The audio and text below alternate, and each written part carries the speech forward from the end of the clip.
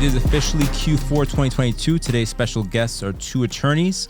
Attorneys that I've known for a little bit. I don't want to age myself and tell you how long. First attorney up is Jessica Figueroa. We are related. We don't know how yet, but Puerto Rico's a small island. And my second guest is Wilber Trivino from Trivino Law Firm. Wilber, it's been a long time. When's the last time we actually been in the same place at the same time? I think it was the 2015. 7 years. It's been 7 years that we physically seen each other. Right. We've been talking in the metaverse, but yes. yeah. So Wilber, since I have you already talking, and Jessica's a little more well known, talk to me about your specialty. What is it? You're a lawyer, right? And what is the law that you practice? Yes, so I am a lawyer, unfortunately. But before I even begin with what I do, let me just say that intro is killer, man. You like that? So congratulations on everything. Yeah, it's good hype. You've always been a go-getter, and so to see everything that you've produced in the last, 8 years, right, that we've seen each other, just want to say congratulations and thanks for having me. No, absolutely. Long overdue. So I am a litigator by trade, so I have literally fought in court for the last 8 years on a whole bunch of messy situations, right? Any that you can talk about in particular? Just like breach of contract stuff, landlord-tenant, personal injury, intellectual property, business transactions, consumer debt, right? Commercial debt that I've litigated on, construction law. So I've done a bunch. A gamut, I've done a bunch of stuff, spectrum. and I have a good, understanding of litigation, civil litigation right now. So I was fed up with that. And so just to give clarity, so you came out of law school and you worked at a large firm and they would assign you? Well, so I started off at small firms. I've only really worked at small to mid-sized firms since law school. What's a small to mid-sized firm? So people can know. Small to mid-sized, we're talking. So small firm is about like 1 to 5 attorneys, I would say. Okay. Mid-size, in my opinion, is between, 10, or I would say 5 to like maybe 25, 30. Okay. Attorneys. And then you have the support system behind them. Paralegals, is it like a ratio of 2 for 1, or is there any such thing? Yeah, like I'm really not well versed in terms of like what the standard ratio is, right. But if you have 25 attorneys or even 10 attorneys, you're probably gonna have support staff with paralegals. Right.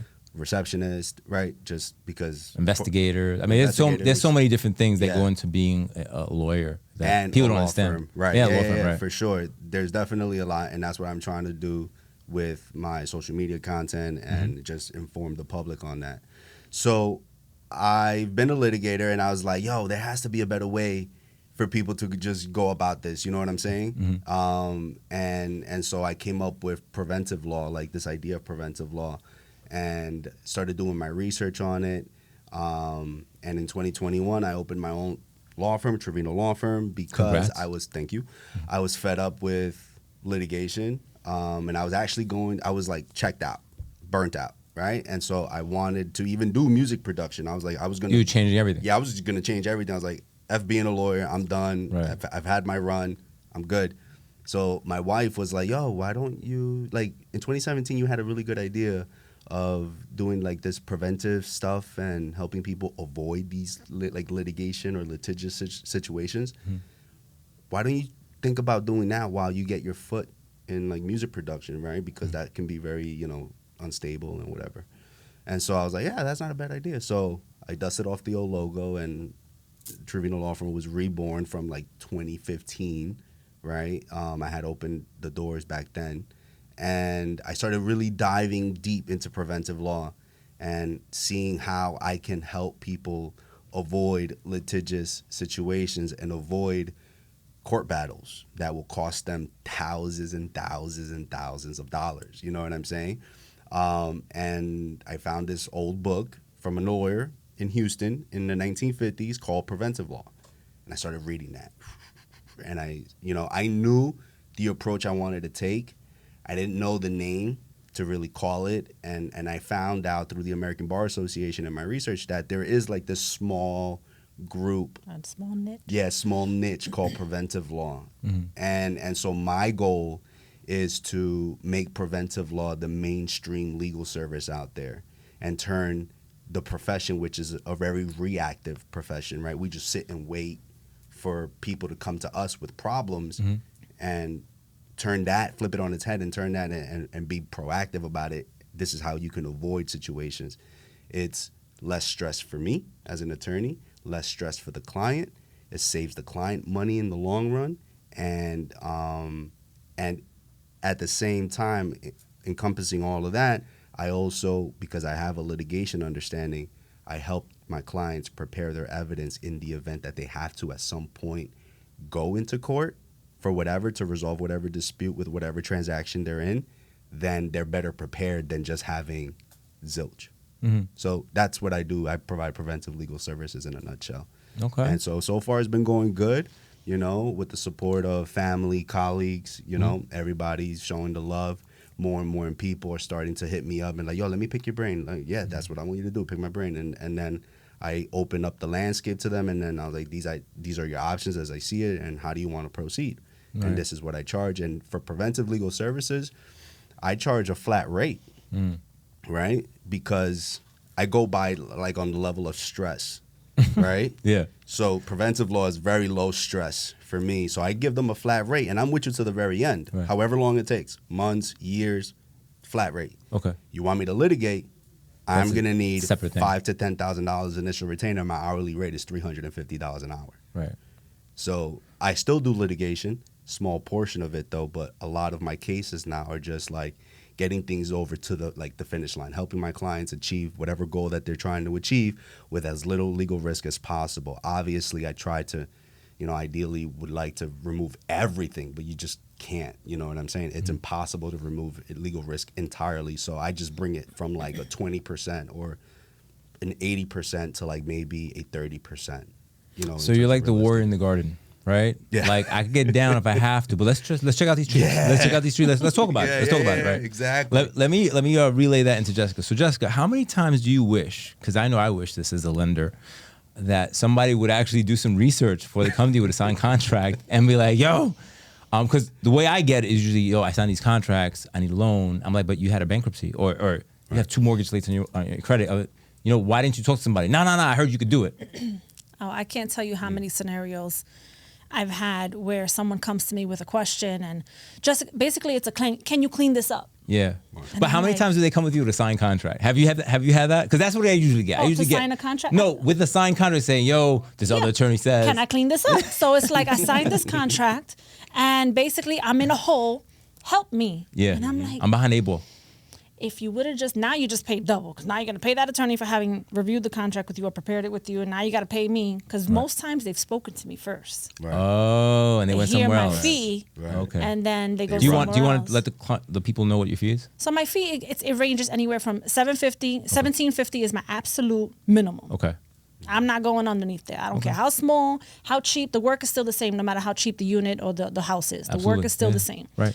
And actually, a lot of times the cheaper homes have more issues. Have headaches. The small deals are usually the headaches. No offense, clients. Yeah, well, I mean, if we're being real, most times the smaller deals, you're dealing with less sophisticated parties, and that's not the clientele. It's sometimes the attorneys, too. They're just trying to get deals done, and then it's messy. It's messy back title, messy deals, people trying to just shorthand stuff. It gets messy. So then we end up having to clean it up. So anyway, $1,750 is my bottom dollar, and I go up to $2,500. That's residential. Okay. If it's a commercial deal, that's totally different ballgame. Right, now right. we talk about how many units, where's the commercial property sitting, what kind of financing are you getting, because that requires lots of different parts of me. So commercial, I can't even get into that. Right, that's just deal dependent. TBD. Yeah. Right, TBD. So $1,750 though for some people is a lot of money. Right. So then they say, oh, well, I got somebody that said they'll do it for here's my $1,200. question before you go into that. Go ahead. Is it because you're buying something, usually bottom dollar, 150,000. Let's just say that number, right? 150. In New York City, Where? right? Right. Yeah, you know, like Right. a studio in Parkchester, right? Like no, Damn. but still, Studio in the subway. you want somebody that's gonna take the time to protect you, because you know I'm not gonna go into the whole we're flipping, we're doing that. All right, we'll talk about that later. But a person just wants to buy a house and get into it, and they don't understand clearance of liens, clearance of judgments, things like that, having encumbrances on title. I know some of these terms, people are like, oh, what's that? You should know what that is, and your attorney should know what that is, right? Correct. And God forbid, I mean, how many times I have a client that says they inherited a house, they want to do a cash out refi, whatever, or hard money because they have to fix it and stuff like that, and they have some stuff on deed that should have been addressed 20 years ago, Right. and here we have to go way Right. back. So I could have closed in 10 days had the guy who did the thing originally done his right job. But here I am cleaning it up. Yep. So anyway, going back to you. So all right. So yeah, so in my opinion, $1,750 for the biggest investment that you're going to make in most people's life Right. isn't a lot.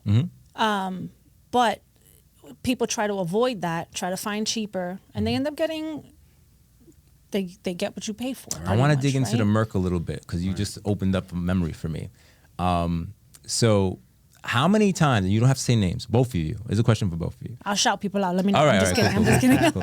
That's the response I wanted. How many times I say, oh, yo, go to Jessica. She's going to do it for this amount of money. Realtors are notorious for this. And I'm a realtor too, so I can say that. Me too. They're notorious for that. Yo, 500. Or I'll pay you for my commission. Have you heard that? Because I've had other attorneys like, nah, I can't fuck with those people. It's just like, because it never works out. It never works out. If the client can't afford to pay a lawyer, what makes you think they have closing costs? What makes you Correct. think you have a down payment? Like, you like Correct. sticking, cutting, pasting, and stuff like that. Do you get a lot of that or no? Absolutely, I get Okay. it. And I support my families in blue. I love my law enforcement. I accept their vouchers, right? But they think that because I'm accepting the voucher, that means that they don't have to pay it. No. Oh. You're going to pay me up front. Okay. When the voucher comes to me, You reimburse I will them. reimburse you. Okay. So like you got to understand my time. I have a daughter, I have a family, I have a husband, I have a house. We got overhead. I have things that I want to be doing, but I'm giving you my time. Correct. Right. And I want to grow too. My time is not free. Right. I work too long, too hard for my time to just be free. And we don't get that back. Correct. So right. in situations where they try to nickel and dime and avoid, investing in their investment, because that's what I am.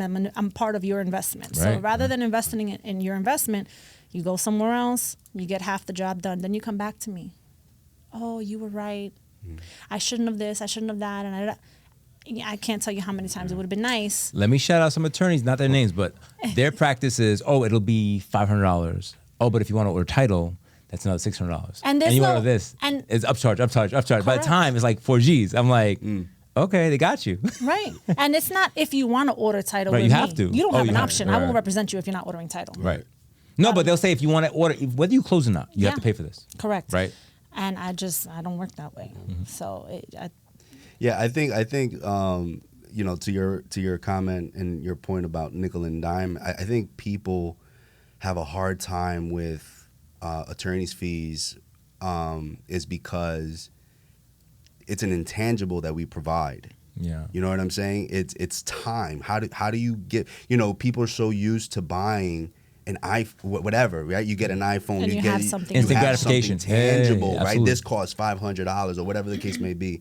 iPhone's like $1,500, bro. I know iPhone you buying, but anyway. Well, I know a guy. Okay. I know a guy who knows a guy. Like, Okay. hey, listen. come on, man. We all worked in the Bronx at some point. We met a couple people, and in Queens.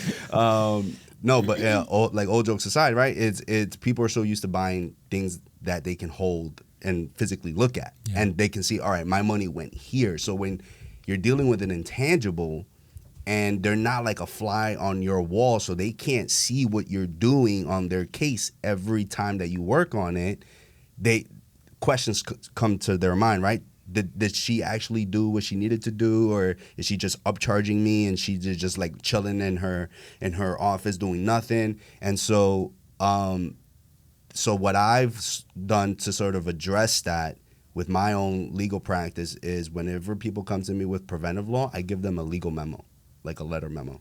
Mm-hmm. This is the facts that you gave me. This is the law.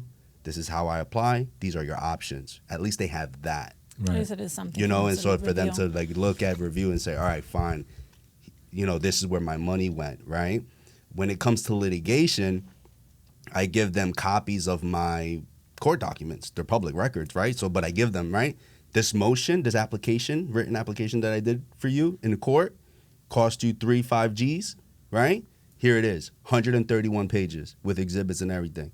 And I tell them, I was like, feel free to read it. If you have any questions, let me know. They're not going to read it. They read one page and they don't want to go They're any like, further. Good job. Thank you. Right, This is pretty heavy. I think it's good. Yeah, exactly. But like, it's literally like, but you have a 131 page document. That's where your money went. You know what I'm saying? So people have no problem paying my bills. One, because I'm very upfront. 2, very detailed, and 3, I give them something that they can, if they want, they can print and you know, waste money on trees, right, kill trees, kill trees, and so I think that is the biggest problem when it comes to attorneys' fees, is the fact that they're dealing with an intangible, you know, and that's why they think that they're always looking for a better deal, or like, you know, and things of that nature. But I think once people start understanding how valuable that intangible is, right, like time is very important. Time is probably the biggest asset you may have in your life, in my opinion. That you can never buy. You can't even buy it. You can't buy it. You can't make it. Can't make it back. You know what I'm saying? So when that shift starts to happen in people's minds and they stop considering only the money factor, I get it. It's important. I truly understand that. But when they start also respecting their own time and putting a high value on time, then that's when. But for that to happen, they need to be educated or re-educated to that perspective. I think your area law is tough to sell to people to understand the importance of it. Because there's no problem yet. There's no problem yet. Right. So in law school, they tell you, be prepared. Everybody that comes to you is going to come to you with a problem. And in your area, they don't have a problem yet. You're trying to avoid the problem. Right. You're trying to mitigate that risk as best as you possibly can. So I can't stress enough to people how important it is to get ahead of the issues. And a good lawyer is going to try to help you do that. When I'm representing my clients, I'm trying to help avoid future concerns, future problems that come up when you go to Omar because you want to refi. I want to make sure when you go to him, he knows that a file that I closed is clear on title. There's no open problems because I made sure of that when I closed. And a client that Will dealt with, okay, I know that if they're coming to me, that means this is a real issue, not some frivolous matter that could have been avoided had they done their diligence beforehand. Right. So it's tough to shift people's mindset. Using real estate as like a vehicle to change. I think people don't understand how much shit changes for you when you start accumulating shit, right? That's you have a conversation with me at 17. I don't fuck about nothing, right? Now a little older, I'm like, now chill, hold on. Let's think this through. Let's think this through, right? Because there might be some shit I might get sued for. But going back to like real estate is usually the one piece that is pretty easy because people, that's the dream, right? Everyone wants to get a piece of it. Then you get the piece, and then you're like, oh, wow, okay. All right, so I own this. And then your mindset changes, right? And then if you get really good at it, and then you like start to rent out and then move, and then you start seeing how the true game works, the leverage game, because everything is leverage. Once you see that, then all of a sudden, guys and girls like you become essential. Where in the beginning, because it seems high ticket, because their money numbers mentally are just not there. They're wage earners, right? I'm just being honest. As a wage earner, you're like, oh, my time is worth $30 an hour, whatever. And they're like, oh, why am I paying you so much money? But they're not understanding that you're protecting an asset that will, you know, knock on wood, will outlive you, right? And leave the legacy to your kids if, you know, they have half a brain. But, you know, like that, I think that is when things change. When people start understanding, they kind of like, I was talking to Adolfo Carrion, and he said something to me one time. He was like, because most people are off balance because they're always catching up. And that was just a minority, talking about minorities. Like, we can't think clearly because we're always off balance. We have no equilibrium because we don't, how many, you know, like you deal with, like, I cut and paste deals together sometimes too. Like, you know, they're barely getting into it, but it's 4 people in the family who want to make it happen. And there's usually that one person that galvanizes them and says, look, this is the way this will work. In 3 years, then I'm out, you know, you do this, you do that. And it usually takes that one person. They say that it takes that one person to break the generational curse of poverty, right? So I see that a lot. And talking to someone with the OGs that I'm referring to, they've been facing it too. They've been facing it all this time. And we face it now in a different way where you have this generation coming up that has instant gratification on the mind all day. And I don't know what's gonna happen to them when they have to go out there and do it on their own. Like, they're like, what do you mean? Do what on my own? Yeah, like, what do you mean? I gotta have money? Yeah, you gotta have money to buy a house. What? I gotta have a job for 2 years? What? You know, like, there's a lot of shit that I don't see them. And I talk about, I'm a father, right? I see kids and I talk to their friends, and all my kids' friends want to talk to me more than my kids. My kids, they're like, yo, shut up, Dad. Shut up. But their friends be like, Mr. Figueroa, you think you have a second? And I'm like, wow, some of them get it. A lot of them don't. No. I'm not even gonna go into the lighter spectrum because they're living in another Universe. Yeah, they're like, my dad's gonna do it, whatever. Right. And I don't know if I have fear for them or I pity them a little bit because I know that when the way I came up, I had to be a certain, we had to be protective of ourselves, right? We grew up in different neighborhoods that, like It's not the best. I go back there. Yeah. I don't, but the point was not to go back there. Right. Right? The point of like people, oh, you made it, stay in the hood. Like, nah, man, no. because if I'm driving this, I don't want to be there. I'm not Because now parking this in now I'm the a hood. target. Yeah. Now I'm a target. Look, you don't feed the wolves eat you, right? That Right. You heard that saying. So I'm like, yo, I'm not living with the wolves no more. I'm gonna go live over there. But that becomes the conundrum because you don't want to leave people behind. But they gotta have something in them mentally to start understanding these concepts. Because going back to like you guys said, intangibles, right? Oh well, Wilber's gonna tell me things I shouldn't do. Well, yeah, because if you have shit, you think about that stuff. So I think your client is a certain pedigree. They have to be at a certain level. I actually want to push back on that point just a little Sure. bit and play devil's advocate. I think my client, well, all right, so my ideal client is the wage earner. Okay. Is the the average The entrance level. person. Right, okay. Right. Because they're the ones who need the most help. But right? they don't know it yet. You're right. Right. Right. Yeah. But they don't know it, right? Yeah. So it's my job to make them understand. And it's like, well, how can I make them understand is what do they place the most value on? Money. Mm-hmm. So I tell them, would you rather pay me $3,000 to $5,000 flat fee to help you avoid a situation, a litigious situation, or would you rather pay me $5,000 to $10,000 initial for a 4-year litigious problem? Correct. And then where you might end up losing everything. When you might end up settling, which like you settle anyway, you're going to settle because 95% of cases go to trial. So the likelihood of you settling is high. And then therefore you just spent money on attorney's fees for whatever, minimum of 1 year, and you're not going to get everything that you want.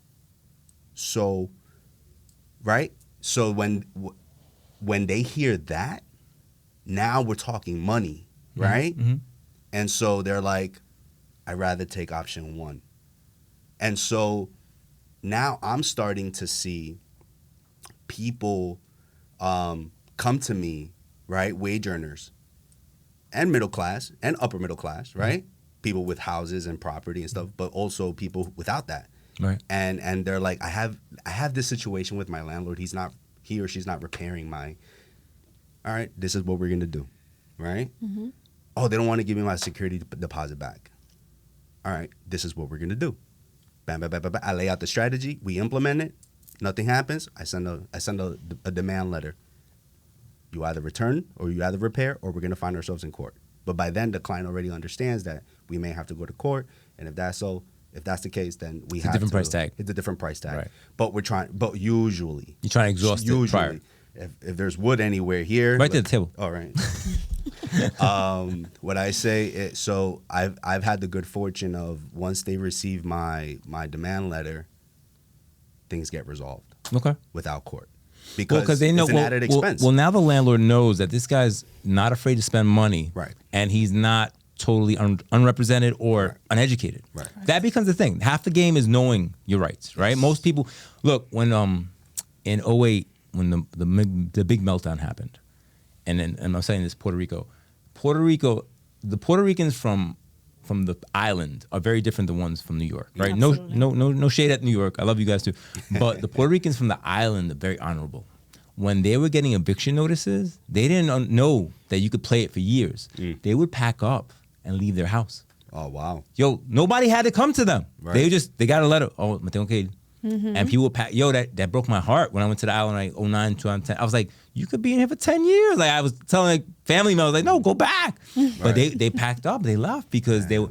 And I'm just mentioning that because they don't have the education, but they also had some principles. They were like, yo, I can't pay, so I guess I lost my job, so I can't do this, so I got to leave.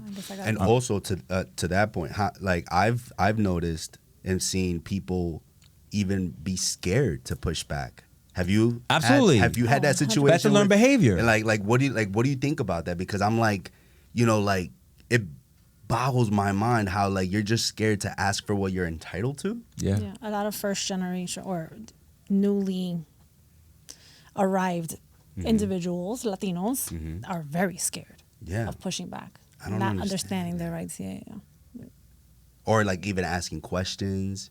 Like I was helping a client out, a Latin couple, and I laid out the questions that they should ask their contractor, right? Because they were trying to get the roof repaired. Right. And so they're like, "Oh, pero me da pena."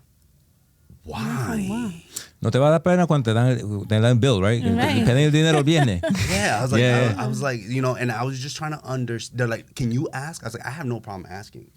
If you want me to do that, I'll do that." But, yeah, why do people have such an issue with asking questions? So I think that's a generational thing. I I was going to say culture, and I was going to add, but I'm not going to cut you off, but I think education is the biggest part of it. But go ahead. I think culture for sure. I think that the older generation and, like I said, people that have newly come to this country get intimidated by our systems and the fact that they do have rights, and they get a little scared to jump into that pool. But if you're talking about people that have lived here, the second, third generation here, I think the entitlement they're not afraid to ask questions. In fact, they ask pretty stupid freaking questions, and you can tell that they haven't educated themselves before they ask the questions. And it gets frustrating for professionals that are dedicating Yeah, and time. how do we go from one shift of paradigm to the other? How do we get from the person who's afraid to ask the question because, like they have pride and they're scared and, they don't want to get people upset, to the other person that doesn't give a fuck about anybody. And they're also self-centered that they can't see what they're doing is wrong. Right. I don't know. I think. How do we get there from one extreme? Because we didn't go in the middle nowhere. There's nobody in the middle. I think maybe we might be in the middle somewhere. Yeah, no, I think there are a lot of people who are in the middle, and so I think to get people, especially the newly arrived immigrants, I keep saying Latinos. That's general immigrants. Yeah. or immigrants who have been here for 30 years, but they just don't understand the system, right? They just been surviving this entire time. It is like literally through education, exposure to knowledge, is for someone to be like, here, let me show you the way, let me guide you. Look, I look like you, I can understand your culture. Trust me, I'm not here to I'm gonna give you sound scam advice. you. Right. Like, let me just show you the way.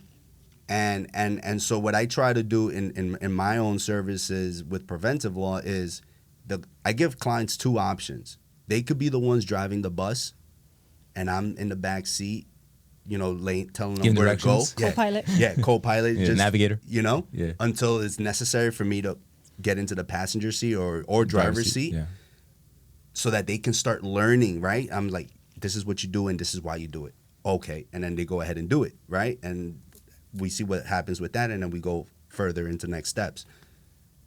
Or I'm in the driver's seat, and that's it, There's some clients, some clients who are like, oh yeah, like I would like to try it out, first and see where I can get, as long as you guide me. I was like, yeah, for sure. So we do that. I have other clients just be like, I don't even want to deal with it. And so, but then even with those, I tell them, but I need you to, like, when we're in meetings, I need you to really pay attention to the questions that I'm asking, right? And understand what questions I'm asking. And then after the meeting where we debrief, I'm telling you why I asked that question, right? And so I need you to participate in this process. I don't need you. Like, I don't want you. You can be passive all you want, but it's not to your benefit. I'm trying to teach people how to fish. Right. But if they don't want to fish, I can only lead them to the water. I can't make them fish. Yeah. You know what I'm saying? Yeah, understood. So, I'm seeing like a mixed bag of like of decisions of how clients would like to go, right? So and I find it just very fascinating because now I'm getting my phone blown up because people want to like just pick my brain, and that's what I wanted to achieve in phase 1 of TLF, right? Is I'm your number one stop, and I have dedicated, trusted people, professionals in my database. You want to buy a house? Your network, right? Put you in contact with Jessica. You need a lender. Louis, Omar is really good, and I'm guiding them along the way, and I'm just there as added support to the whole thing, making sure that, and all three of us are making sure that this client is taken care of in every aspect. You get me? Yeah. So yeah, I think with that it's time and education, and someone just showing them the way, and like little bits and pieces will build a snowball. But what do you do about the clients that don't want to be educated, that don't want to do anything, that don't want to help themselves or help you help them? At that Those point, clients I get very frustrated with. At that point, yes, I agree. But at that point, before they had an excuse to say, "Oh, no one ever told me."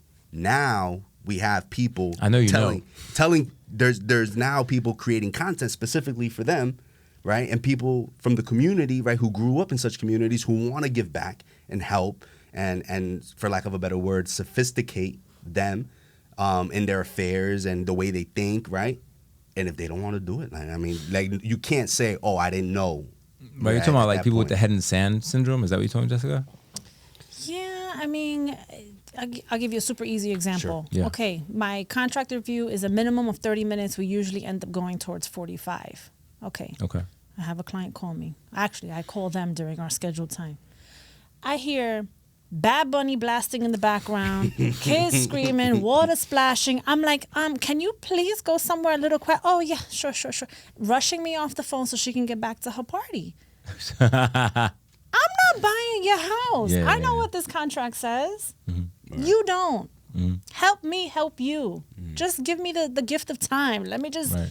Let me educate you. Let me help you so that we make sure that there's no problems and there's no confusions later on. I just feel like some people, and a lot more these days, I mean, I wasn't here way back when, but a lot more these days, just do it for me. Get it done. Okay, and then they come back later on, and then it's like, I'm in trouble for not telling you, but you just weren't listening, you know? So it's just, it gets a little frustrating. Yeah, I think that's a combination of different things. One, it could be, like Omar said before, a cultural thing, mm-hmm. right?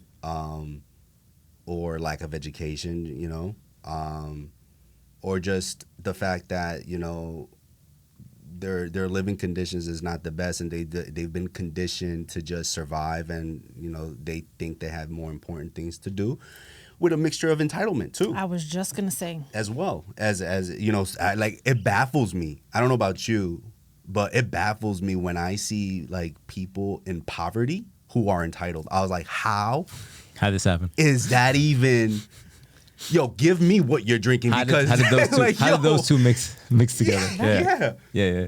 You know, like, so I don't know if you've had similar questions, like if you've asked yourself that, and if you even have the answer to that, because that to me is like a mystery. How can you be entitled when you're living in such conditions in poverty?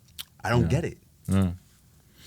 Well, it's a matter of, I think, people's definition of what poverty is, right? Because you have some people that are pushing the Benz, pulling up to the projects, and they're like, "We're milking the system." Yeah, like, but I want to buy a house. Oh, can you approve me? Yeah. No, my man. Have you filed taxes in the last 2 years? Yeah. If the answer is no, then you're not getting nothing. Well, I could still do it stated, but all right. Well, has special programs. I could do bank statement programs. I could do stated income. I mean, you know, hit me up on DMs. There are options. Yeah, absolutely. If you're in the products, you got to stack cash. We can help you. There's definitely options.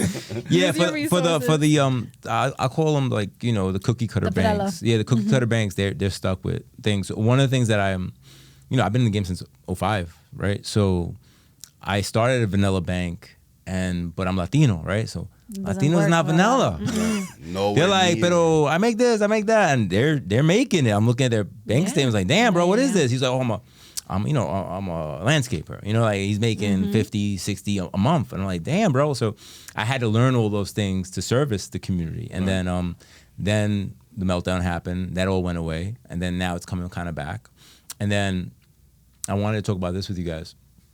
Wilber, maybe you weren't that involved with it, but during the hot market, we'll say last year, during the hot market, I felt the hot market only applied to certain pockets of value, right? I would say that the hot market was 3 to 7.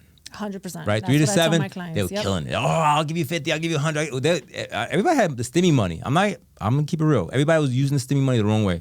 It is what it is. And then the higher end got a little bit of it, and now we're going into the cooling because now inventory is crazy right now. I don't know if you guys noticed, like it's everywhere. Yep. I've been told. Yeah, well that, and because interest rates have gone up, so the guy who used to qualify for $1 million Purchasing power just went down. Can only qualify for $500,000. He's eating humble pie right now, because before he was a millionaire. You know, he's like 2%. I was like, bro, rates are 7%.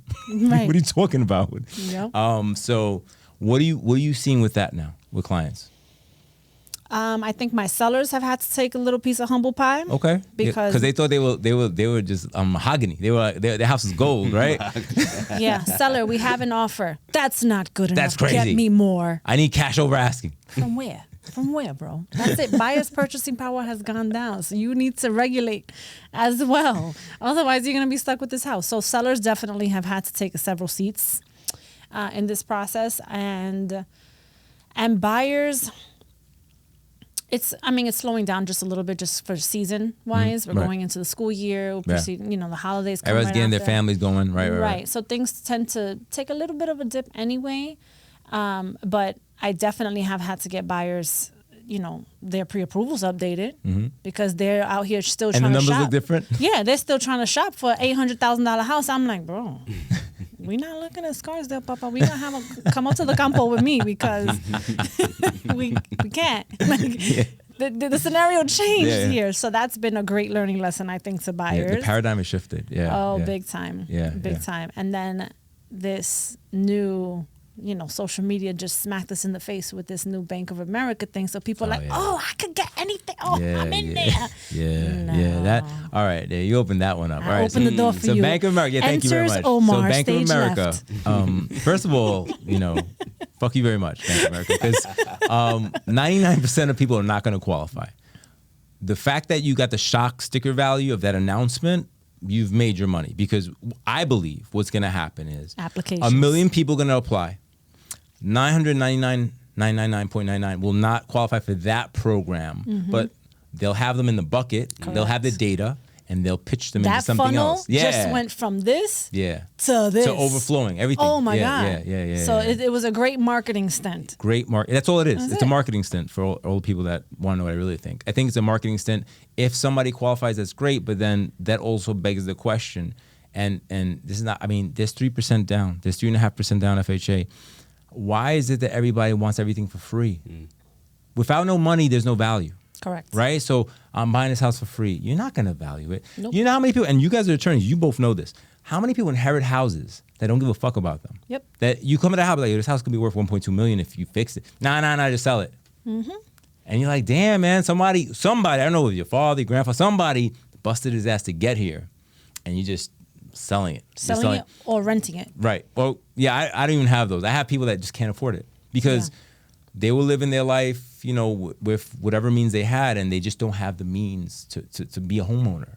And going back to education, you can only try to educate somebody so much about tax benefits because they tune you out. They're not trying to hear that. They're trying to go to the club on Saturday, and they need to have their check ready. And so that's the part that's heartbreaking to me, but that program to me is just another wave for the people that will qualify, their kids, because their kids won't know the struggle. Correct. And I feel like that becomes the disconnect of trying to pass, whether you call it wealth, whether you call it whatever, assets, passing it from one generation to the other. There's usually, out of 5 kids, there's usually that one kid that's really like the go-getter. Have you ever seen it? Like I've had I know a lot of people. There'll be like 3 brothers, 2 sisters, and the one that gets everything. He's like, yo, I'm taking this, I'm doing this, and the other brothers, they get a little aggy and stuff like that. But he leads the way for them. They won't be a rock star like him because they don't want to learn. They don't want to learn. So what becomes that X factor? Does it the fact that you have to have some sort of like scarcity? Is it the fact that you got to be hungry once in a while to understand what you don't want to be anymore? I think so. I think even if you have it, if your parents have it, because I struggle with this personally. I've come from, you guys met me that's in the why neighborhood. that's why we're having the conversation, because this is the things that we're gonna face. Right. So in reality. You guys know where I came from. I came from Soundview, and that's where we all work together. And it's, especially when I was there, and now it's turned back into the Wild Wild West. Like it's not the ideal location. That's why I left. Right. But now I've busted my behind. I worked 3 jobs through college. I worked through law school, building my business, building my brand. And now here I am. I have my husband and I's forever home. We're happy. We're raising a family. We've made it to a place where we didn't even envision we could get to. Mm-hmm. But now what about my daughter? Mm-hmm. I need to keep her humble. I need to remind her where we came from. Cleaning lady comes to my house. Cleaning lady does not clean her room. And she looked at me like I was crazy. I said, ese cuarto no. ¿Y por qué? No. Because I worked to get here. Right. My daughter didn't. Unless she's going to cut you a check. Right. Yeah. Unless she's going to start a little YouTube channel and start making some mortgage payments. But I worked to get here. She needs to understand what it takes to maintain it at least. Yeah. And I like to take her back to where I came from. And she still, walks into the bodega and orders her pan a la plancha. And okay. You gotta remind them and make her part of it. She goes into my office, she empties the garbage cans. She'll do my shredding for me. You gotta learn. Right. It's not just gonna be handed to you on a silver platter. And I think that a lot of people I don't want to say make the mistake, because as parents we want to give our kids everything we didn't have. We want to. Well, that's all the guilt we have. Right. That's all it is the guilt, and you want to protect them. You don't want them to hurt the way you hurt. Right. Yeah. But sometimes the hurt is necessary. Yeah. You got to get pain dirty. Is necessary. Yep. You got to get dirty. You got to. What do they say? You have to go through the rain to appreciate the rainbow. Like that has to happen, right? So I just think that it didn't happen to so many people, and now we're faced with a generation, or we're gonna be faced with a generation that's not gonna know what to do with themselves or how to elevate in life, and they're going to take everything their parents worked so hard for and run it into the ground. Well, let's go back into our industry a little bit.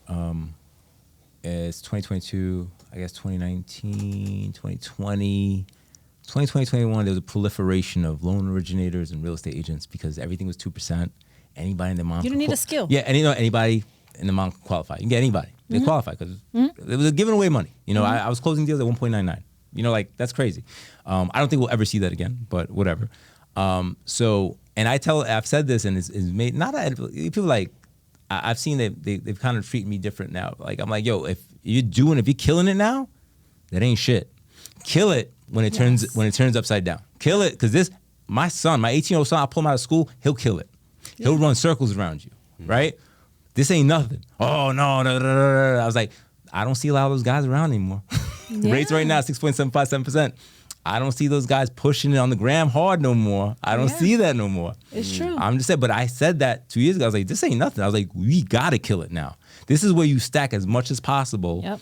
And because it's not always like this. Because I've been through 05 when it shut down 08, and then it came back up. I've seen it. So I said, because they're like, oh, yeah, I'm going to become a loan officer. I was like, oh, yeah, it looks easy right now, right? Yeah, absolutely. Right? DTI, everybody qualifies. Yeah, you make how much? Yeah, you qualify. Yeah. You get a house. You get a house. I'll see you in 12 months. And then here we are. Here we are now. There's a lot less competition, I believe, out there. I go to certain events. I know you guys go to events. There's a lot of people at events that are there to be seen, but they're not doing nothing. Right. And I keep it real with them. Like, all right, man, all right. Like, I get recruitment calls from banks. Oh, we want to buy HGR. All right. Well, 10 million. What? I want 10 million. I want 10 million. Give me a 5-year consultation contract for $1 million a year. You can have the brand. Right. Cool. I told him I'm gonna make it. Whether you give it to me or not, it's gonna be made. Right. So it's in my pocket already. But going back to education, right? Because I know what this means. I know what a $2.5 million sale on 6% means. I know what I know what it all means. Most people don't. That becomes the issue. I think that's because without knowing what your value is, how can you approach? And going back to the people that are afraid to ask their landlord. But dude, I own 21 units, right? Like, if they don't pay my rent, my mortgage gets tight. So we keep them happy. I just want you to. I'm not saying you're gonna ball, but it'll be done. Yo, there's a leak. Hold on, somebody's there. Like, because I know how it works. Yeah. I know how it works. The asset is gonna appreciate, and I'm gonna win in the end, right? But you gotta treat the people right. And like, if you have to understand, like, your piece, you tell your client you're a piece of a bigger machine. You're playing your position, you know. And if you just want to live like a human, you should be okay with that. I continuously tell my mentees, friends, family members, whether you're a landlord, whether you're a tenant or you're an employee, it's a symbiotic relationship. You both need each other there is not one without the other. Correct. And so instead, I hate it when They feel it's lopsided. like this, Yeah. where like employers and landlords think they're here and they're shitting on the tenant and or employee, when in reality, it's this. Because if everyone and their mother would open an LLC and be their own business, there would be no employees. There would be no big corporations. There would be no, right? Right. Yeah. So it's all about just understanding, being self-aware, and reasonably self-aware. Just be reasonable, right? You're a landlord. You got into this business. You can't cry or complain about expenses. Right. That's part of the business. If you don't like it, don't get into the business. Right. Be reasonable, right? And also, it's just the right thing, honestly, right? But if you don't want to focus on the right thing, then fine. It's going to appreciate long term, and it's the long term Yeah, play. just do your job. Your job as a landlord is to provide housing for someone, right? And provide not just housing, but like habitable yeah, livable conditions. Yeah, conditions. absolutely. Heat, Right. You know, like You certain know, things you that can't be apply. a slumlord. Like we've passed that history already, right? And that's why we have the laws that we have in New York City, right? That favor heavily towards tenants yeah. because of the slumlords in the past. And then now you have tenants who are abusing that system. And granted, I get it, you know, but but if you really look at it, whoever's abusing whatever system is in play, those are the people that are not being reasonable. So the unreasonable people really mess it up for everybody else, just like in school, right? The few bad kids or A few bad apples spoil the bunch. Right? exactly. Yeah. So it's just like know your value within the whole grand scheme of things, and you're like, if you really think about it, it's 50-50 across the board. So when you come to that realization, you won't be scared to ask for a promotion if you're an employee. You won't be scared to tell your boss, no, I can't work on a Saturday if you don't want to, or if you have other commitments. There's so many You changes. start- There's so many changing perspectives on what you're talking about right now. There's some people I've been reading that are okay. They don't want to get promoted. Like I just, and I'm not saying they're wrong. I just don't understand that. Like, we only get so much time on this planet, right? Why wouldn't you want to be the maximum version of you, whatever that means? I don't know. I feel like sometimes people, and I agree with you 100%, there are people like that. And I think maybe they need to reevaluate where they are in their life, the company that they work for and where they're investing their time. Because if you don't want to move up and you don't want to elevate, then maybe it's because it's not your passion. It's not something that Maybe you you're in love. the wrong place. Right. Right. You're at the wrong place. Right. Find something else. Right. That you'd want to elevate at. If I told you that I didn't want to grow my firm, then what am I doing here? Yeah. I You should know? go back to work for another firm. I should go back to working for somebody that has to approve when I can spend time with my daughter. I keep pointing in that direction because my daughter's here with me. Right, And I could do that. Right. But if you don't want to grow in whatever it is you're investing your time in, then I think you're investing your time in the wrong thing. I agree. I'm just going to add maybe a different component here. It could be that what drives people to complacency as well is like lack of self-worth or maybe some depression. It's about esteem right now. Yeah, esteem. Okay, esteem. Right. You know, like I'm a firm believer that we all have childhood trauma, right? Oh, we all carry baggage. Yeah, Absolutely. I agree with you. across the board, 1,000,000%. right? And- Especially as Latinos. Yes, yes. And so everyone's childhood trauma is very different, and it affects the person very differently across the board. You know, you can go through the same experience, but then it'll be totally different outcome, right? Yeah. So I think that whoever, complacency there could be a group of people who are just like they don't feel or they fear the unknown and just going up, leveling up, or they just like I'm not good enough and I don't even want to try. Imposter syndrome. Right, but I would even say within that group, there's even some of them who don't even know. There's some people who are conscious about it and they know what they're telling themselves, but then you have other people who don't even know why, don't even know that they're thinking that. They're subconsciously thinking that, and they're attributing because it to a they're different mass reason. conditioned, Yeah. right? They're mass conditioned because what people don't understand is that everything you consume on these things, on TV and all that, believe it or not, I'm not going to say there's like a secret society, but I am going to say there is an agenda, right? There's always been an agenda.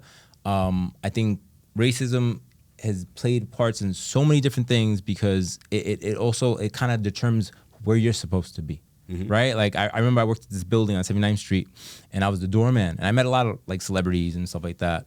And I remember I was the elevator man, not the doorman, I'm sorry.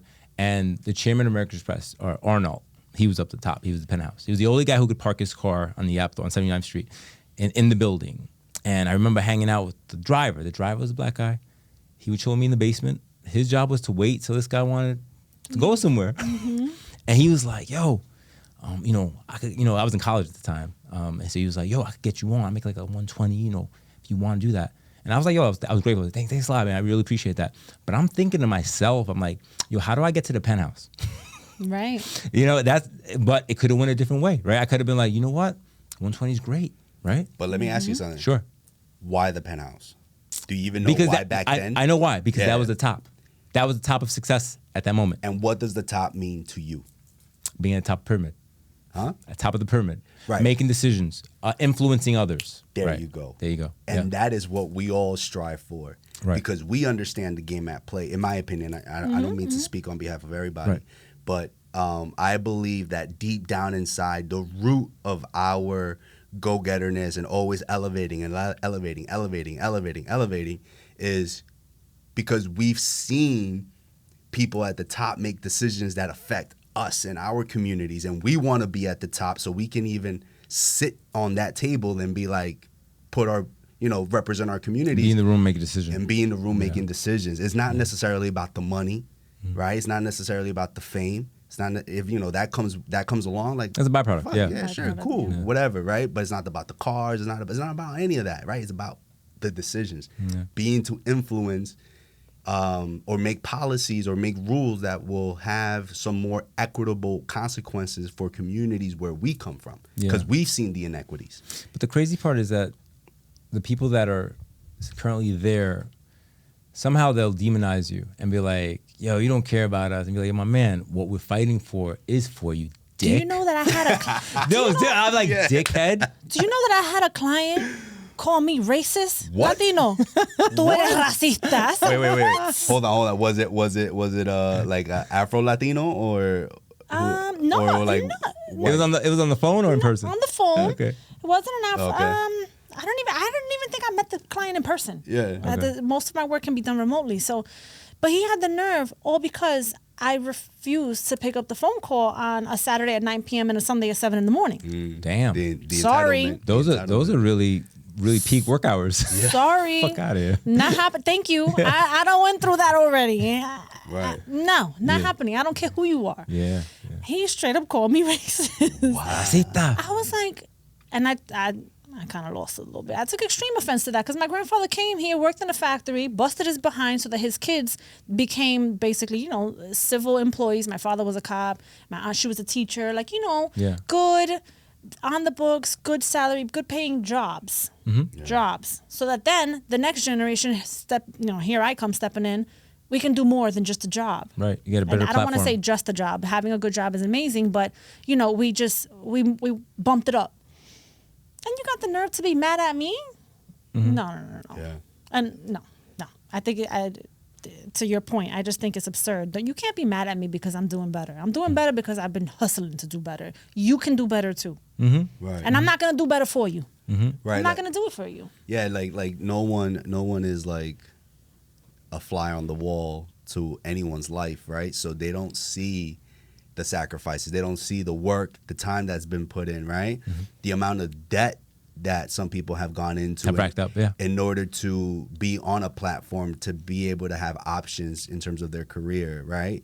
Like, for example, me, I'll say probably, and I don't care, like, I'm in like $140,000 debt.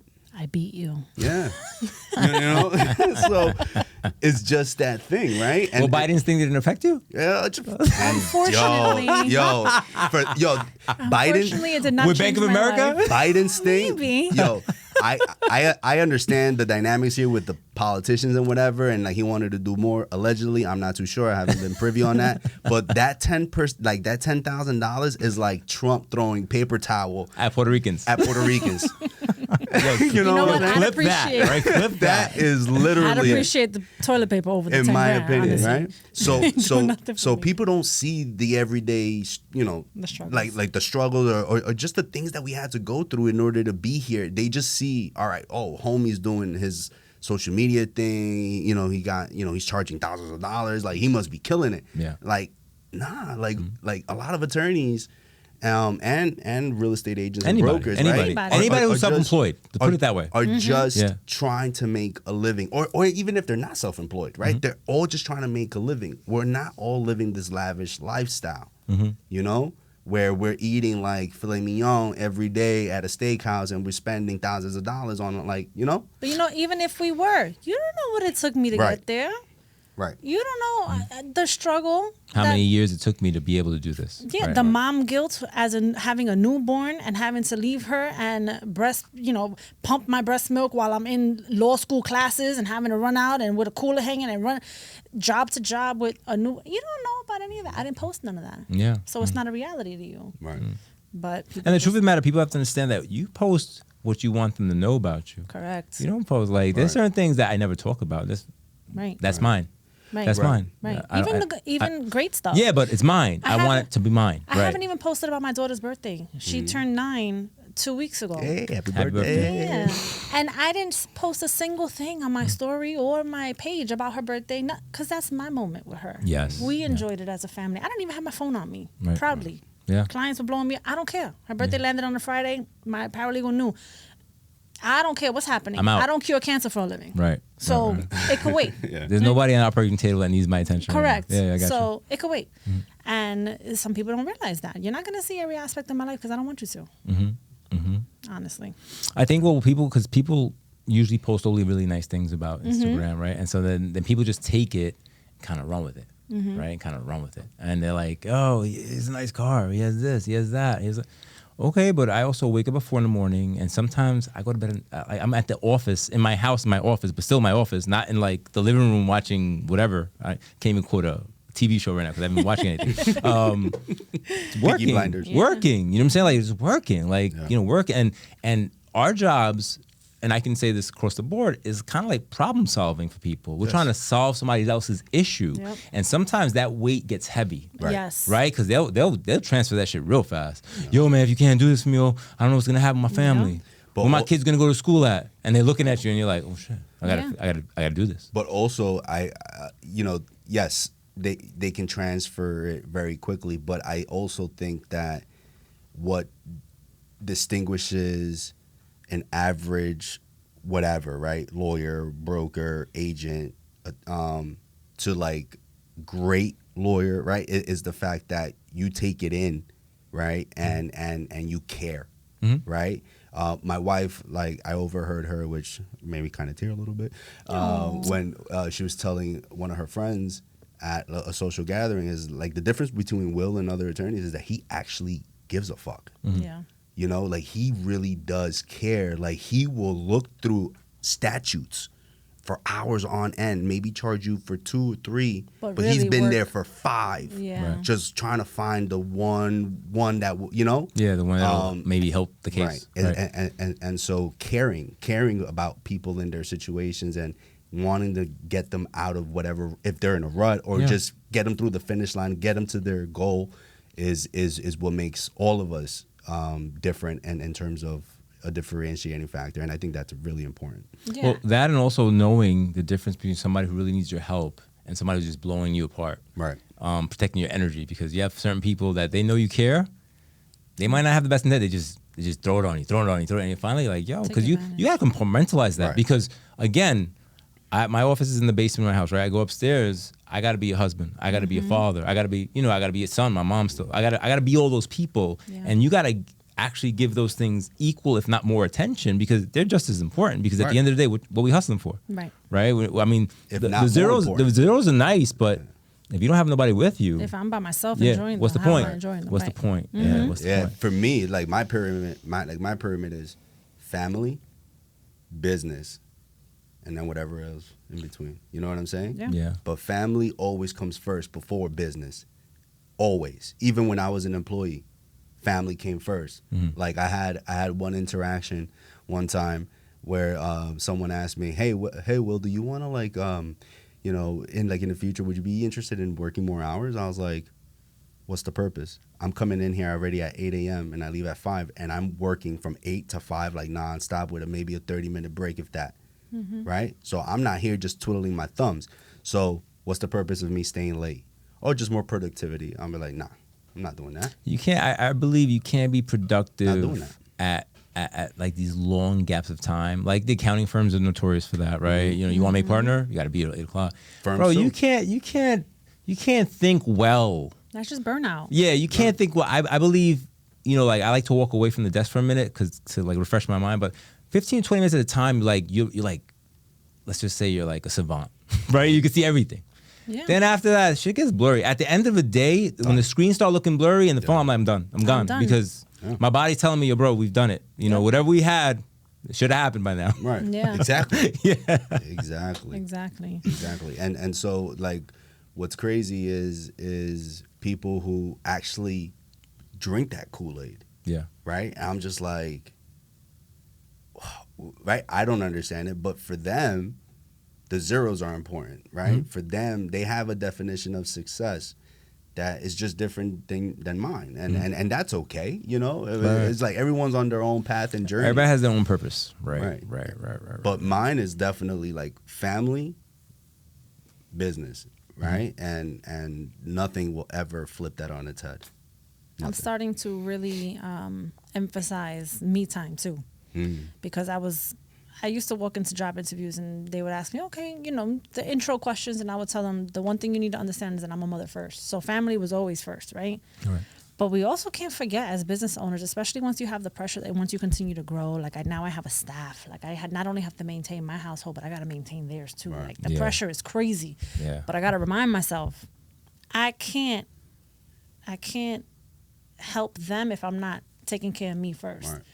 So my gym, Gym's Omar, coming. Gym's he coming. complimented I on see, my I see. gym. Yeah, yeah. So like my home gym is building into my sanctuary, so I can kind of disappear from everybody. I go in there before anybody's awake, Yeah. And do your have thing. my time, and bust out some work, and that gets me going for the day. Whatever is your thing, Yeah. you really got to do it. I got back into reading just books, like stupid books, you know, Stupid books. just dumb, like mysteries and like just these Yeah. that I don't have to think. It's just enjoyable to read. Yeah. The first one I read it in 22 hours. Like I was just like glued, and initially I felt guilty for that. I'm like, oh my God, I should have been doing this.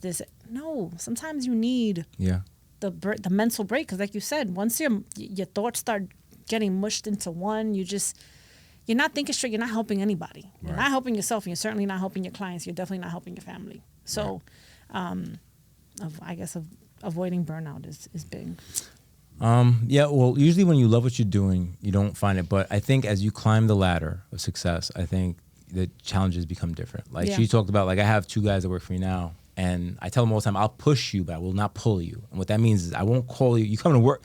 Never that, because you'll get fired. Because I'll do it on my own, and they know that. But you like working with people like energy, right? Like when they're like, yo, they're like, oh, we'll do this for you and do that, and you're like, wow, and all of a sudden you feel reinvigorated. So it's like energy is kind of flowing within the teams. Like finding the right team, I think, is super important. To go from a solopreneur to an entrepreneur, like to go scale, you got to find the right energy, and it might take a couple of swings, because sometimes people might say they want to do something, and actions speak louder than words, right? So that they're like, oh, I'm kind of tired, or how many times, yo, man, I haven't made no money. I got this open house, my agent can't make. Can you do it?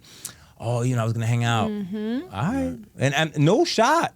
It is what it is. But you called me, said you were broke. I'm giving you an opportunity. I'm gonna give you $200 to be there for 2 hours. Yep. That's all I want. Get the data. Listen, now I'm too busy. All right. Hire slow, fire fast. Yeah. But that's harder. That's easier said than done. 100%. Yeah, because we're human at the end of the day. 100%. I mean, I found, my husband calls it Jessica 2.0. She, like, our energy, we're here, the two of us. And she came to me having no real estate experience at all. Now she does closings for me. She got Paralegal? Yeah. Okay. Now she does closings for me. She got her notary. She also got her real estate license. Oh, she's I'm like, doing we're it. gonna kill it, girl. I grow, you grow. Yeah. That was my theme from day one. I grow, you grow, and I need somebody that's on the same wavelength. And she's killing it. Yeah, and like to that point is, I think that when you're hiring, it's important to get away from the technical questions and really ask questions about the person's personality that will get to the person's personality and what they value. Like whenever I had to interview someone at my old law firm, right? It's like, all right, fine, I have the resume here, but I would ask questions that had nothing to do with the position because I wanted to get into a conversation about this person's vibe and how they thought. And so one of my questions was like, how many sides to a story are there? And depending on that answer, I already know the right answer is 3, right? It's the right answer. Okay, I was making sure. that I know. All right, in case I got an interview. I was a little nervous, so I'm like, I'm gonna say 3. What did he say about me? Yeah. Right? Yeah. Right answer is 3. Like your side, my side, and what really happened. and right. what really happened. Exactly. Yeah. So when you say 3, like that means you're very self-aware. Okay. Right? You've had people say 2? I've had people say 2, which to me that means you're just like the typical prototype. Black, white. Right. And but 3, and I've only had one person tell me like 3. 2 people tell me 3. Oh, okay. Well, actually, 3 of my previous team members said 3 at the interview. And you said you're hired. And so from that I was like, oh, they're just like me, so they must be great. But like literally, we all worked well together, you know. So which just it validated my like assumption, right? Yeah. And so when you ask questions that get to the heart of people's personalities and their interests and vibes and things of that, and you hire on that rather than on the technicals, because technicals can be taught and trained. You can't train hustle. Absolutely. Can't train Absolutely. vibes.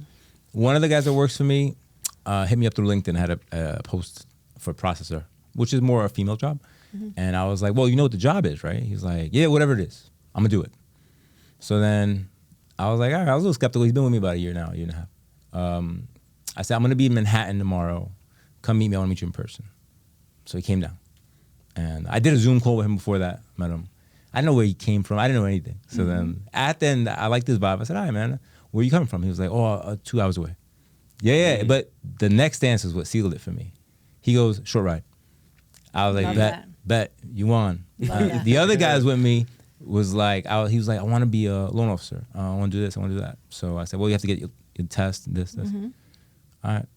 Hit me up 2 weeks later. All right, I took my test.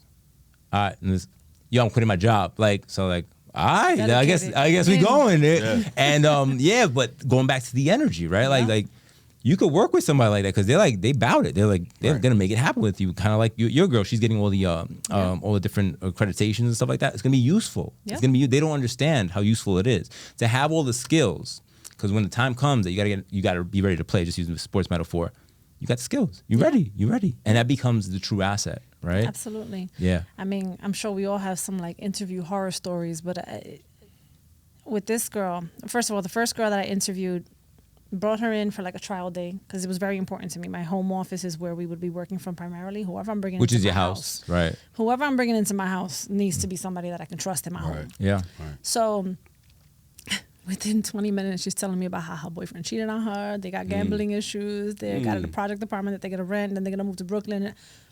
I was like showing me pictures of like the girls that he was like. I was like, oh my God. Right.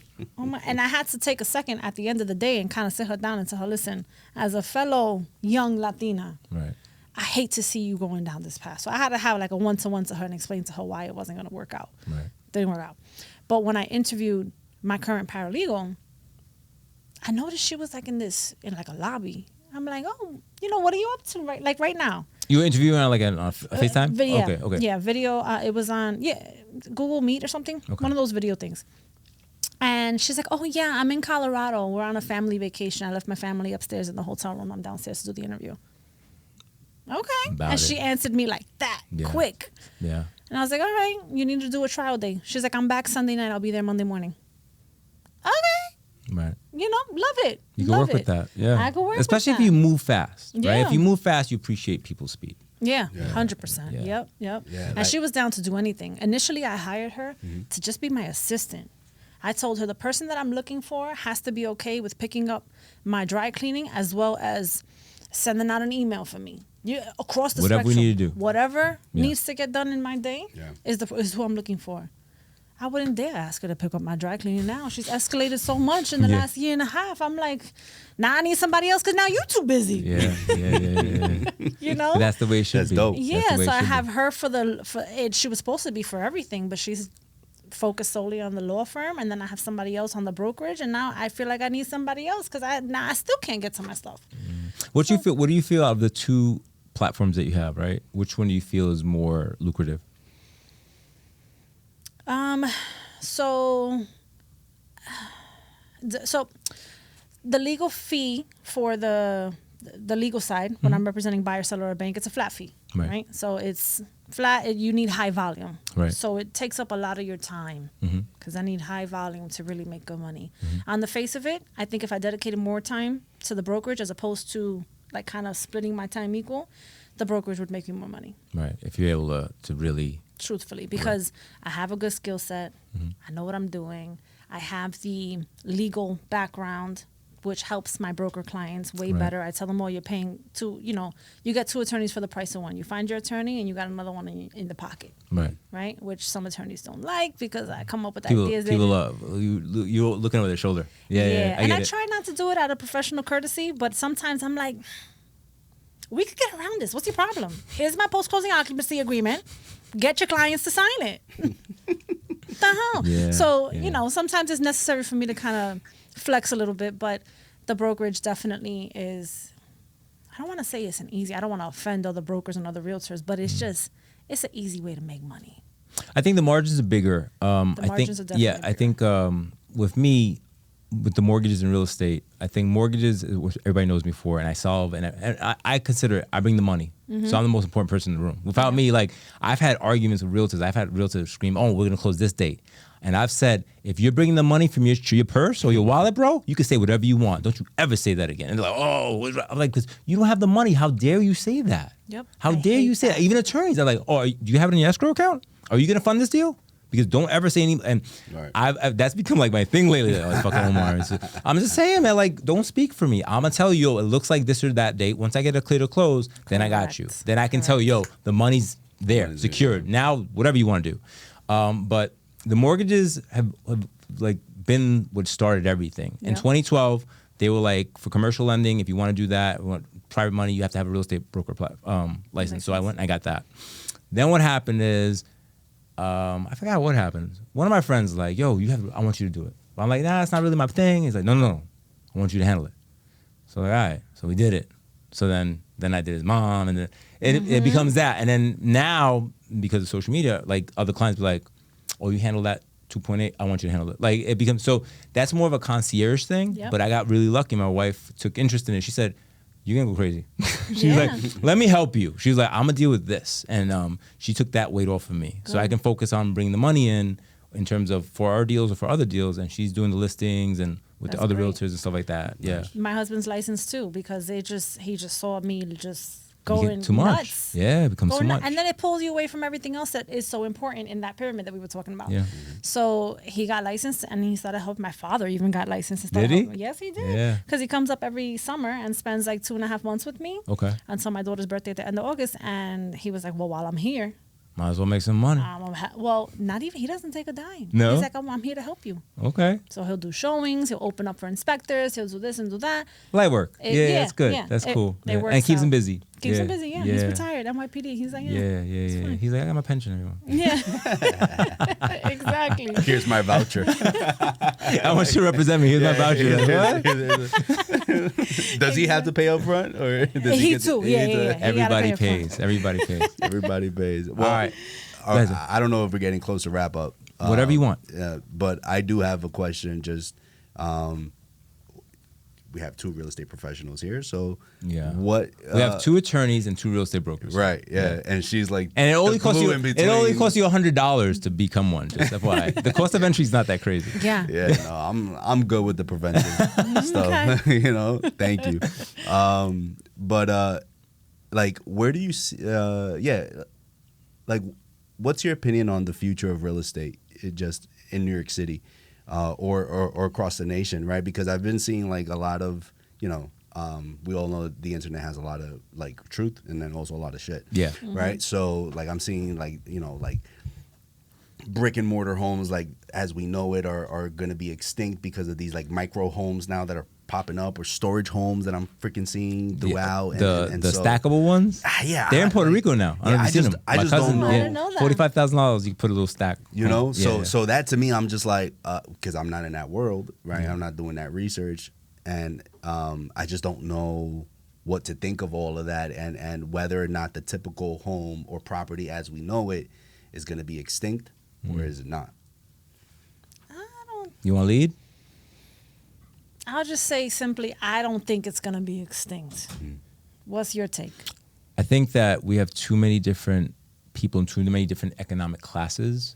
It'll never be extinct. Correct. Because the way I want to live may not be the way Pablo wants to live or Johnny wants to live. You know, like and somebody who just came in from the country who's willing to live 5 people in an apartment and buy a small apartment or buy, you know, everybody starts where they start. Like my mother came from Puerto Rico, not speaking English. You know, I was gonna leave when I met my wife 20 years ago, and I was gonna buy something. And she's like, "What about me?" So I was like, "Buy a 2-family." So then that's kind of how I started it. But she didn't understand how it worked, right? So there's gonna be a lot of people like that. There's a lot of people that still don't know how it works.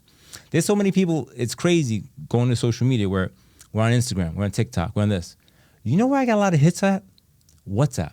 The WhatsApp story. Oh, yeah? I get more Really? hits about more questions through WhatsApp stories than DMs, whatever. But it's a lot of spam now with Instagram. Yeah, There's a lot of bullshit.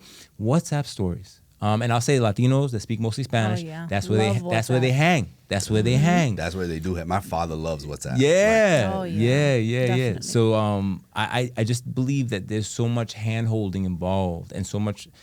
No matter, like, if we could post this all day, there will always be people not educated because they're busy working, right? They're busy doing stuff. They're not on the phone. They're not on the TV.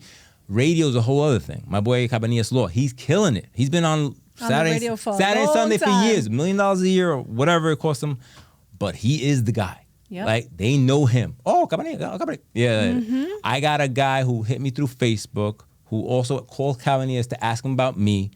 It's crazy how they cross-reference now. So, Yeah. like, I don't think it's ever going to be gone. Like, they said they were going to automate real estate in general. I was like, there's so many nuances. There's so many nuances. personalities. It's so emotional.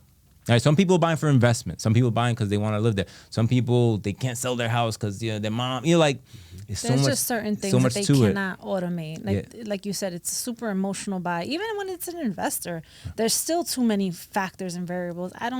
I can't see. So many things can go wrong. You know, like in a computer, you get a glitch and you're like, It'd be all day. Yep. All day. That little grain of rice to stop the whole thing. you Yeah. get nowhere. And think about disclaimers. Like think about somebody in my position. So I'm an attorney and I'm a broker. So I can tell you certain things that some other brokers wouldn't tell you. Maybe this really seasoned ones know the ins and outs of a deal, but newer realtors and newer brokers, they don't know how Post-closing agreement she just asked about. Post-closing Yeah, occupancy they don't know agreement, about that. or what the terms in that would be, or what title issues might actually arise, and what's really going to affect what can we get by with, what can we not? How can we clear up those issues? Or when a seller or a buyer wants to get out of a deal and says something like encumbrance, which happened to me, and I started laughing at him in his face, and he's like, "What are you laughing at?" I was like, "There's no encumbrance, bro, so stop." Right. So either we're talking about liquidated damages right now because it was a $2.9 million. So it was a big deal. I was like, either we're talking about liquidated damages for my client or we'll go to court. Right. So he was like, at the end, my client got like $250. So like, I was like, So, because if you throw that to a rookie, oh my God, it's encumbrance. All right, let's give him his money back. Yeah. Oh, we have to fix the property. And later on, he Yeah. finds out That there there's was nothing nothing. wrong with it. Yeah. So like, how can you automate that? Right. Right.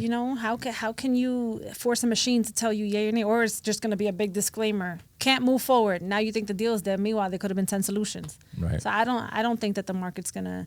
I mean, numbers, interest rates, pricing, that always goes up and down. But as far as the brick and mortar, the different types of I think that's all here to Yeah, stay. and they keep creating. I mean, they stopped it recently. I know they're going to restart the tax break incentive in New York City for affordable housing. Like that's a gimme to developers that get to make what they want. They have 10% to the underserved, but no taxes on the property for 20 years. Come Yeah. on, like there's always a game. There's Yeah. always a game. So at the end, capitalism is what makes it all move forward. You know what I'm saying? Absolutely. Yeah, and if you can demonize capitalism all you want, but it's the only place you can kind of get ahead. If you put your head down and make it work, you can make it happen. Go to Russia and try to do that. Like back in the day, right? They're like, Right. no, you can't even have bread. You can't have toilet. But you go to Cuba, like all that stuff. I believe in capitalism. Some people don't. I do because you can make something happen. Other places you go, you ain't making nothing happen. We're sitting here right now. Yeah. Because of and the we're beauty and of we're capitalism. broadcasting worldwide right now. Like anybody in the world could look at our thing, which is kind of crazy, right? Right. It's kind of crazy, but we got educated. We have the team. We'll make it happen. Right. On that note, guys, please look into the camera and tell people where to get you, where to contact you if they need preventive law or real estate law. So you can reach out to me on Instagram, Facebook. My handles are at jfigco.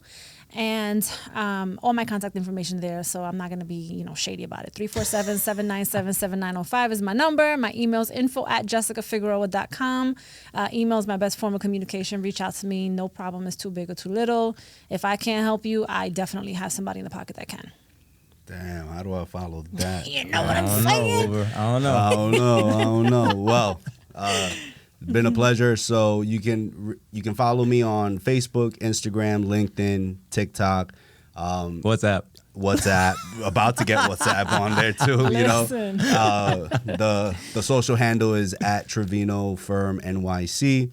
My email is wt@trivinofirm.com. And my office number is 347-935-5014. Email is also the best way you can get in contact with me. But if you want to DM me as well, or Facebook Messenger me, or WhatsApp me soon, Maybe I want to WhatsApp. feel free to do so. And just come to me, so I pick my brain about whatever situation or goal you want to achieve, and how to get you there safely. All right. And me, I'm just ask Louis Omar. Anywhere. Just ask Louis Omar. You'll find me. All right, guys. See you soon. Thank you for having me. Thanks for being here. Thank you for the so invitation. much. It's been a pleasure. Absolutely. It was fun. Absolutely. Dope as hell.